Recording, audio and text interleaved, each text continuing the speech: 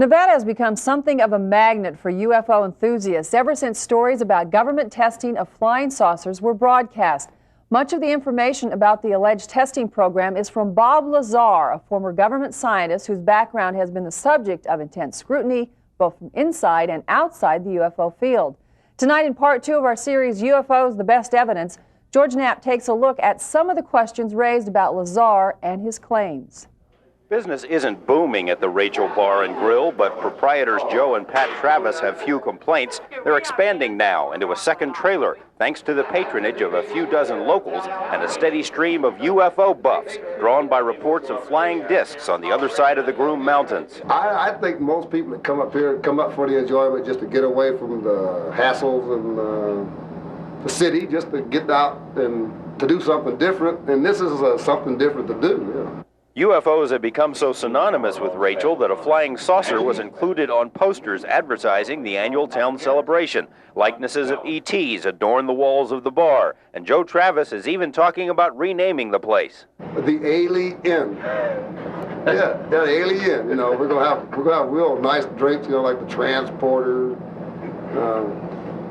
Beam me up. Stuff like that. It may be self-serving, but the Travises insist that plenty of folks actually see the flying saucers. On any given night, numerous headlights slice through the darkness outside Area 51. The curious are routinely monitored by omnipresent security forces, both in the desert and in the bar. If there are any that are kind of acting a little bit strange, I know about it, and so do they. You mean the people over there come over here to see if people are still coming up here? Oh, yes. Oh, yes. If Rachel was big enough to have a mayor, Bob Lazar could probably be elected. His statements about government activities inside the test range are largely responsible for the influx of visitors. Lazar says he was hired by the United States Navy to work in an ultra-secret facility dubbed S4, approximately 10 miles south of Area 51. S4 sits adjacent to the dry bed of Papoose Lake, Lazar says, and is built to blend in with the desert. According to Lazar, S4 is home to at least 9 flying discs of alien origin. The craft are powered by antimatter reactors, propelled by anti-gravity generators. The fuel is a heavy element called 115, he says, and the mission of those who work at S4 is to master and duplicate the alien technology using Earth materials and know-how. He believes the technology is extraterrestrial for several reasons. 1, because the machines do things that are beyond Earth technology. 2, because of the telltale small furniture inside the flying discs. And 3, because of briefing papers he says he read at S4. They were autopsy reports. I mean, I didn't completely read them because I didn't have time. And as soon as I got into some interesting things, I wanted to get through these really quickly because I know I didn't have much time. Basically, I looked at the pictures in them to save time. And there were pictures of what? Dead aliens. I mean, how do you know they're aliens? What do they look like? I guess the typical gray, if anyone knows what that is, the 3.5, 4 foot tall, smooth head, large head. What they had their organs laying out, or what? Yeah, their organs. Some of them, the organs were bisected, taken apart. There were drawings associated with the organs. The bodies were all cut up. I didn't see a picture of a live, seemed like well-being. Barring a full confession by the government, which seems highly unlikely, it may be near impossible to prove what Lazar says. It's tough enough proving anything about him. The schools he says he attended say they still have no records of his enrollment. Los Alamos National Lab, where he says he was employed as a physicist, has consistently denied that Lazar ever worked there. When Los Alamos was confronted with a 1982 lab phone book containing Lazar's name, officials came up with a different story. They now say Lazar worked briefly for a lab subcontractor in a non-sensitive position. After numerous inquiries over several months, however, neither the lab nor the subcontractor have provided copies of Lazar's records. Interviews with Lazar's former co-workers confirm that he did work on sensitive projects, including SDI research involving this massive particle accelerator. If so, he must have had a security clearance. But trying to track that down has also proved difficult, even with the help of Nevada Congressman Jim Bilbray. For months, Bilbray's office has been playing postal patty cake with several government agencies concerning Lazar's records, Bill Bray's staff has written letter after letter to the Navy, CIA, FBI, and other agencies requesting files on Lazar. The agencies aren't saying they have no such files. They say they can't find them or are still looking.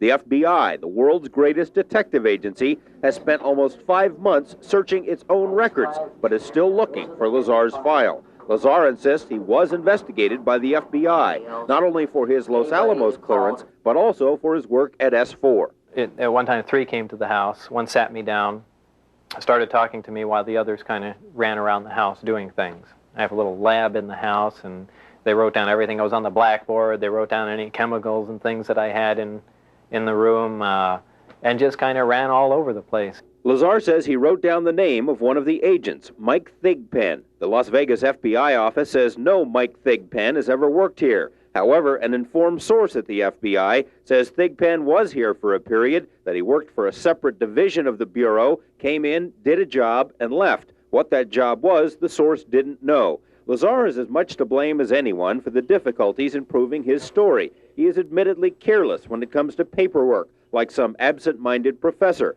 When his first wife died more than 5 years ago, he says he walked away from everything. A house full of furniture, pictures, papers. In addition, he's done things in his life that do not help his credibility. For a time, he designed and raced incredibly powerful jet cars. He hung out with rock stars and helped produce record albums. And he and his first wife had an interest in a legal brothel. That interest eventually led to some work he did for a small bordello in a residential Las Vegas neighborhood. When you add it all up, Lazar says he's an easy target to discredit. There's a tremendous amount of, odd things that I've been involved with over the time, just because I have a wide variety of interests.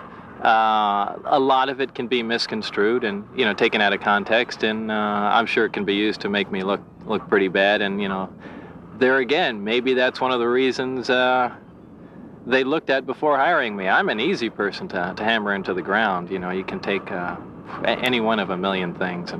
Most people, Lazar says, have been very supportive of his decision to come forward. And then there's the UFO community. Lazar's testimony hit the UFO field like a tidal wave. For instance, this is an international computer network called Paranet. More than 20,000 people from all over the world are hooked into the system, and Bob Lazar is one of their favorite topics. They share information about his background, debate his allegations, and theorize about his motives. And actually there was international coverage of what was going on here the very first day, after the special was run. What we're really pressing for and what we're watching for is more empirical evidence that we can work with. One item that popped up on Paranet is this supposedly official briefing dated February 1990 that states Lazar did work on the test range, but that he was never allowed inside the, quote, advanced systems test area. The statement says Lazar is merely out for media attention and that all further inquiries should be handled by Nellis Public Affairs.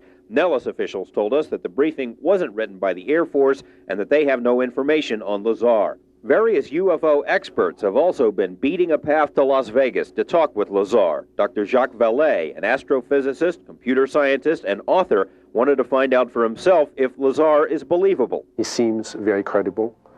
I think that he was in the places that he described.